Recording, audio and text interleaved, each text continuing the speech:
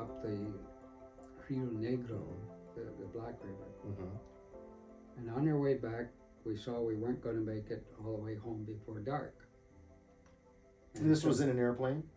Yes, Yeah, in okay. the lake LA Ford.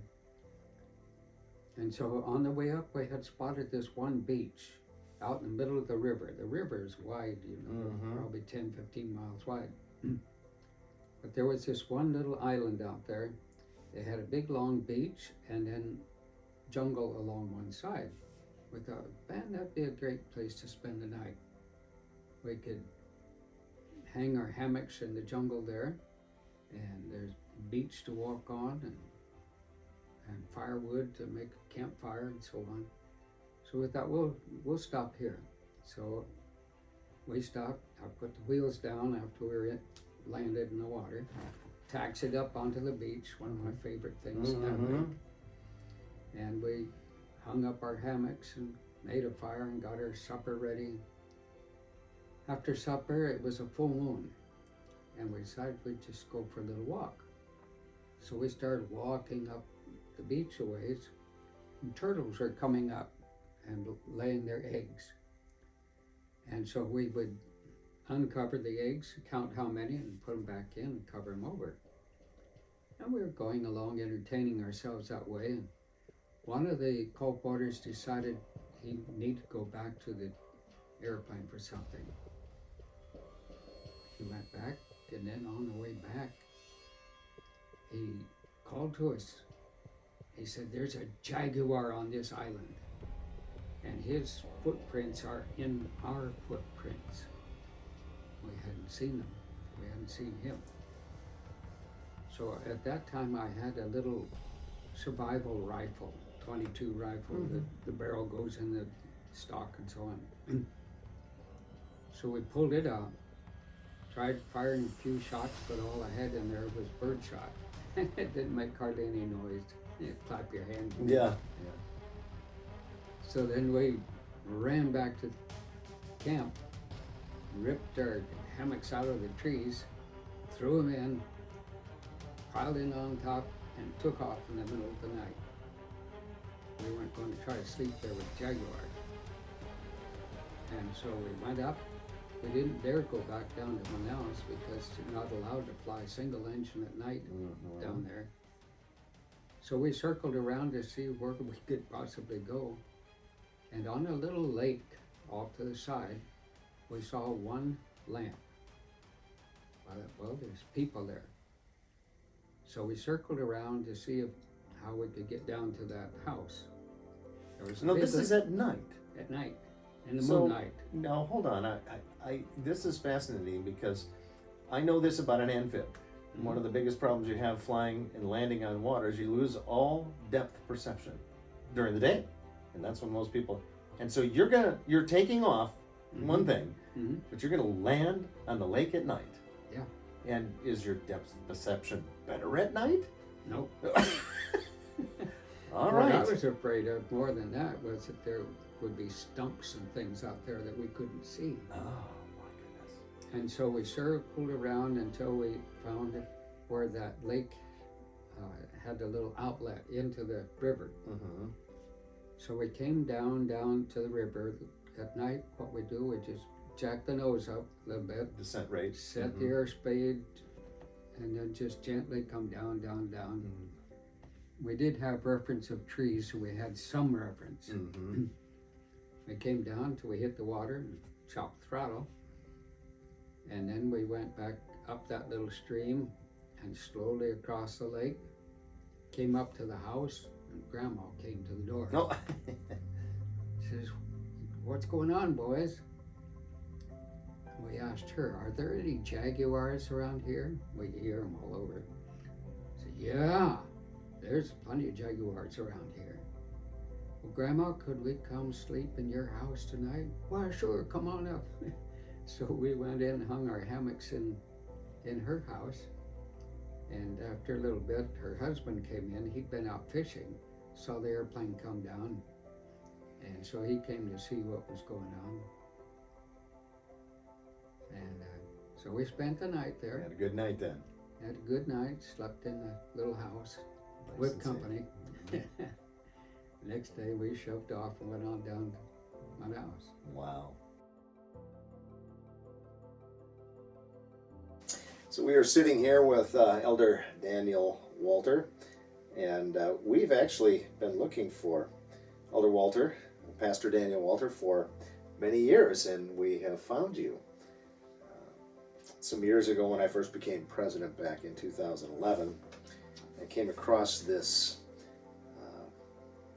article, this newsletter, and it's called Adventist Aviator, from Berrien Springs, Michigan, and meet the APA president. Daniel was the president for APA. What is APA? Adventist Pilots Association. So Adventist Pilots Association. That took some interest in my curiosity, obviously, as I was becoming Adventist World Aviation's second president. It was, of course, started back in 1993 by Elder Robert Falkenberg. And as I was reading through this, I thought, well, there had been some attempt to organize Adventist pilots almost 30 years before the formulation of Adventist World Aviation. In fact, almost a little bit more than that. And Daniel was interested in that. And you're a good-looking young man here. How old were you in that picture? I was about 22. About 22, yeah. Good, strong-looking young man, and flying what looks like might be a tail dragger of some sort. Do you know what you're 140. flying? That was a Cessna 140. Okay. So, Daniel, tell me a little bit about Adventist Pilots Association. What were you trying to accomplish? What was your thinking, and what were you, Elder? What were you trying to do?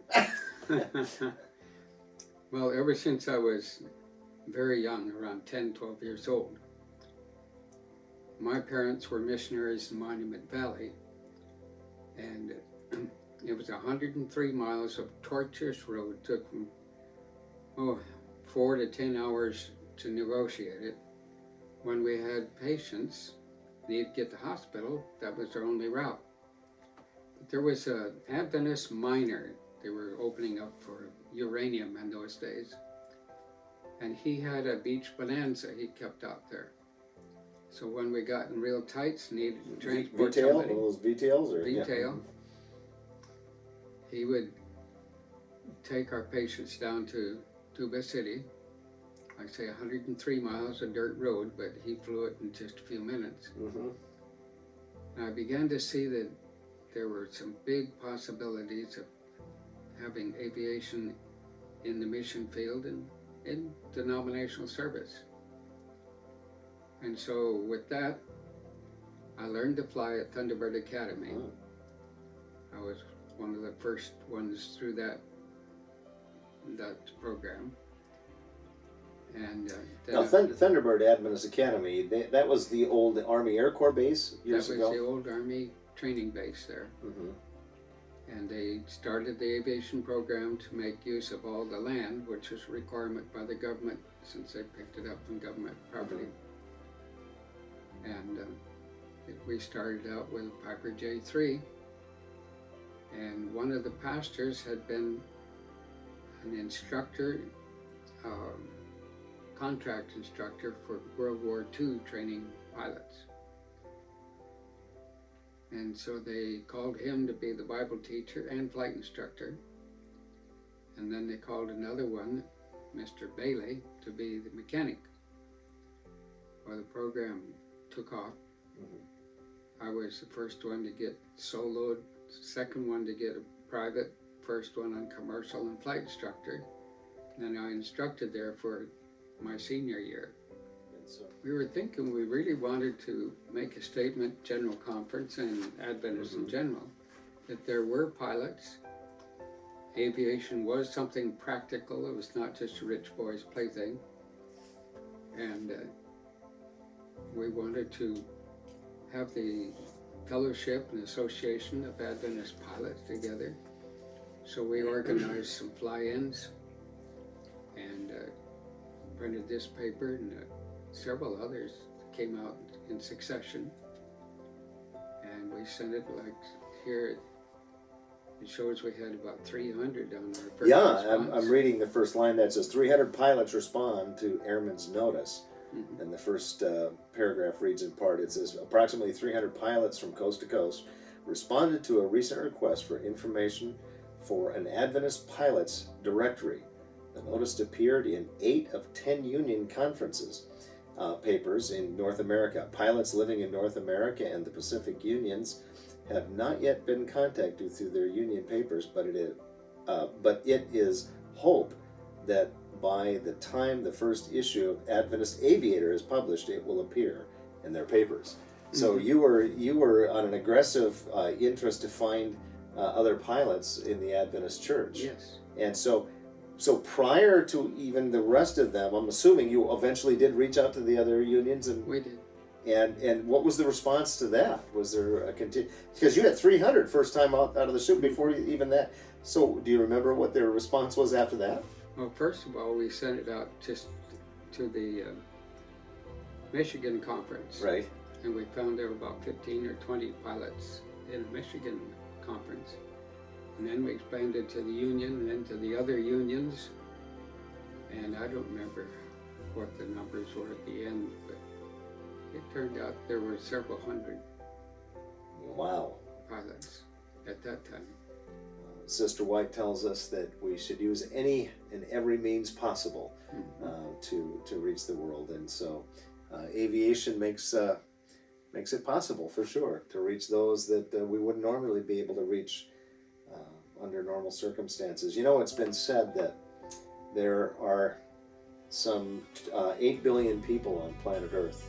We're approaching that very close, 7 billion, 0.99 or something like that. But of those 8 billion, 2 billion of them have never heard of Jesus. 2 billion. So we do the best we can as a church to reach out evangelistically, and we go into the bigger cities and the communities, but there is a small portion, missiologist tells us, there's a portion of those 2 billion that cannot be reached by normal means, and aviation becomes the method to which to reach them. And that's 800 million people that live beyond geographic barriers. And that's the reason we send mission pilots into the field to reach that 800, that audience, that window, that 800 million people. And so Pastor Daniel had a desire to do that early on, and so with the development of Adventist Pilots Association, and then later becoming chief flight instructor out at Andrews, is that correct? That's right. Was interested in putting mission pilots into the field, and ultimately ended up training our GC conference president, Elder Bob, at the time anyway. He was going to school, but later our GC conference president, Elder Robert Falkenberg, who is the fundamental foundation piece, the founder, if you will, for Adventist World Aviation back in 1993. Had it not been for Elder Daniel Walter, I don't think that Elder Falkenberg would have been interested in aviation, but somehow you sneezed your contagion upon him, and he found a desire to fly.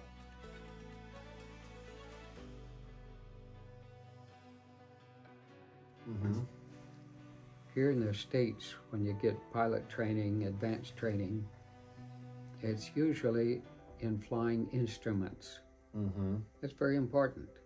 But when you get into the mission field, you're not allowed to fly instruments. Right. But you are demanded to fly on short runways, difficult situations. They need to learn bush flying, how to land on a road, how to land here and there that are unusual. Sometimes you have to land downwind, which is nobody does here. But there you land the way that there's trees on 3 sides and no way to get in. You have to go in downwind, or you have to come out downwind. You have to be able to judge how soft a runway is or how tall the grass is. It all affects your performance. I had pilots who looked in the book, and the book said, oh, you can take off in 500 feet. Well, that is if the ambient temperature is 59 degrees and if you're taking off from a hard surface. Now, you're working in 90-degree weather, which gives you one big factor. You've got grass higher than your wheels and soft dirt under that. And unless you at least double your required runway length to get off, you're in trouble. One place I went, they'd had other pilots flying, and they had averaged one crash every 18 months. My goodness. And so the division asked me, will you please come and figure out why we're having so many crashes? It didn't take me long to figure it out. They were going by the book instead of by the bush pilot things that they needed to know. So bush flying is very different from instrument flying. Yes, indeed. Indeed, having the background of instrument flying is very, very good and important, but the critical is to know how to do the bush flying. How to be able to land that airplane precisely on the numbers and all this kind of thing. Another thing, those wishing to be mission pilots need also to become airplane mechanics. That's a good idea. When it breaks, it's not on the big airport where you've got all kinds of resources. It breaks out somewhere. At one time I had hydraulic leak in the lake, and everything in the lake is run hydraulics. The trim tab, the landing gear, the flaps, everything is hydraulic. You lose your hydraulics, and where are you? Well, because I am a mechanic, I caught the problem before I lost all my oil, and then I was able to make some emergency repairs, flew the thing home and repaired it. Amen. Another time I had been operating off the water for quite a long time, and I was coming into an airport. I lowered my landing gear, the two mains went down, but no nose wheel. Recycled, mains went down, no nose wheel. Now what do you do? Well, prop strike. I got to reasoning what was going on. That with all the water landing, I had washed the grease off the little hook that holds the nose wheel up when in flight. So I said, we got to put some force on that. So I made a dive and then yanked it up and dropped the gear at the same time. It came down. It came down. Another time, I always insisted on having the EGT, exhaust gas temp, in my airplanes. And at one time I was crossing the Amazon where it was about 20 miles wide, and I suddenly noticed that I had a cool cylinder on number 3. I knew that cylinder number 3 exhaust came out right near the oil line that fed that area. And I thought, uh-oh, I've got a blown exhaust gasket. And if I don't take care of it, that exhaust heat could go out and melt that oil line, and I would be in trouble. And so I shut the engine down, not completely, but back to an idle. Went down it where I could find some smooth water to land on. Got out. I always had tools and spare parts with me. And I pulled that exhaust pipe off, and sure enough, the gasket was blown. I put a new gasket on, went on. If I had not been a mechanic, how would I even know what was going on? Yeah.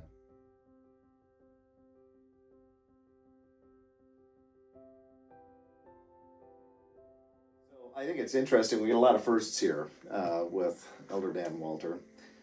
Again, being the first president for Adventist Pilots Association, and then another first teaching Elder Bob Falkenberg, sneezing on him, giving him the contagion.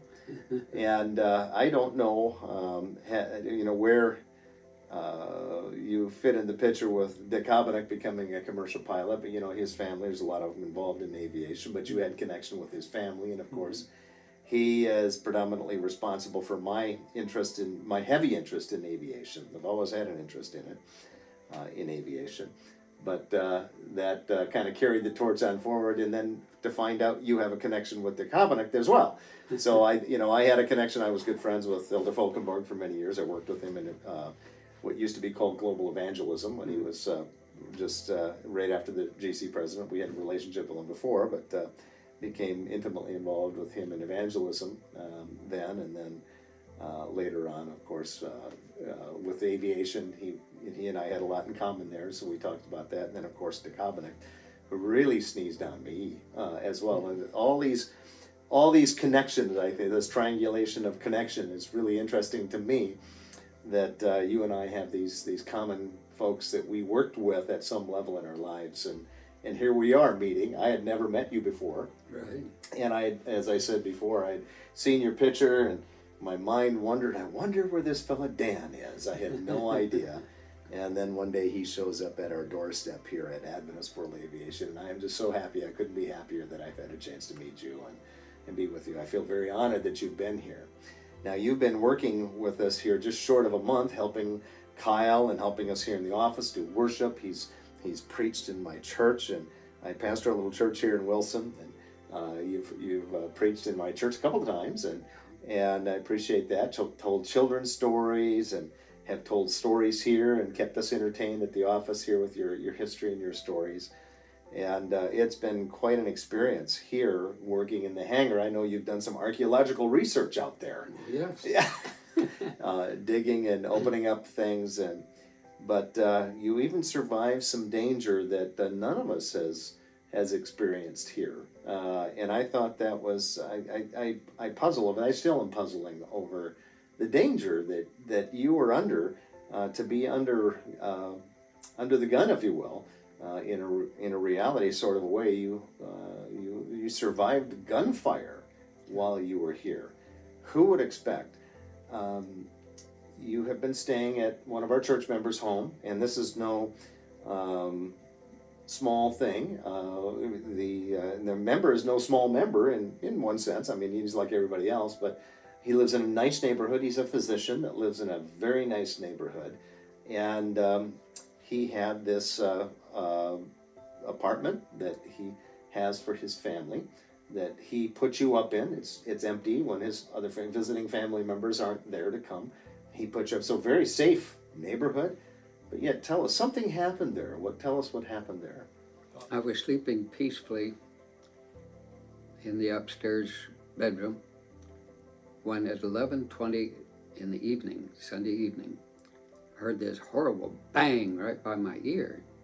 Sounded like gunfire, because I've heard firecrackers, I've heard guns, I've heard all kinds of things. I was quite persuaded it was gun, but I couldn't see any evidence. And so I got up and checked to see if I had done something out in the kitchen that would cause this, or in the furnace room, or where. I went all around, didn't see anything. And about that time I heard the folks downstairs making noises, moving about. And then I noticed that there was lights flashing just outside. So I went down where I could look out where the lights were coming from. There's a police car. And a couple of minutes later, a police came up to my door. So I let him in. He said, "May I come in? Are you all right?" I said, "Yeah, there's nothing wrong with me." He said, "May I come into your house?" I said, "Well, certainly, come on up." So we went upstairs and we started looking here and there. And here were bullet holes coming through the furnace room door, through my bedroom door, and into the wall 3 feet from my head. And I said, "Well, I heard one bang." He said, "You must have been sleeping good, because there were multiple bangs." So then we looked around and we actually found 3 places where bullets had come into the apartment. The others were harmless to me, but they did their destruction.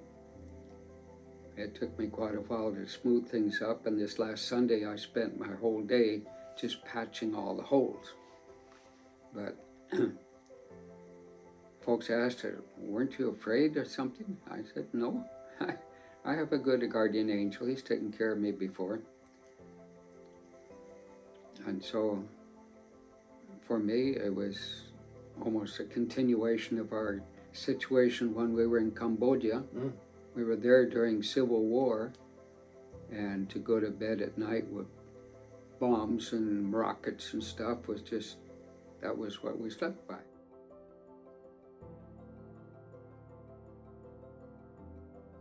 That house where I heard the shots so close.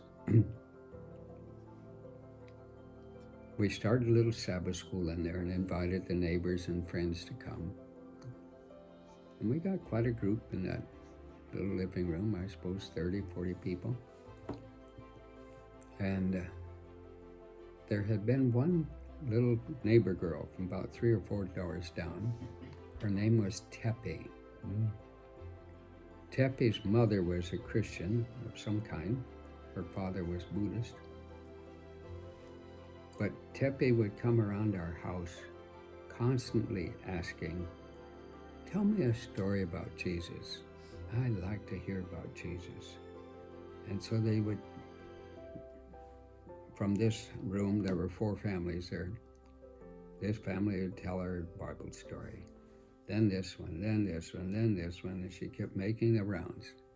I love Jesus. On Sabbath, we were taking up an offering. And when the ushers were bringing the offering forward, I was in the front to receive it. I noticed that someone had put flour in the basket. And my first thought was, dear, we're going to have to teach these people not to put trash in the offering. And then it dawned on me. Tepe loved Jesus. She didn't have any money to give him. So as she came out of her house, she looked around what she could give Jesus to show that she loved him. Then she looked at her mother's flower garden. She picked the most beautiful flower out of that garden. And when it was time to show Jesus how much she loved him, she dropped in the flower. So what do you think was Jesus' response? Did he like the money or did he like the flower? I think he appreciated that flower. And so the gospel grew. We started out with just a handful of refugees who'd come back from the refugee camps in Thailand.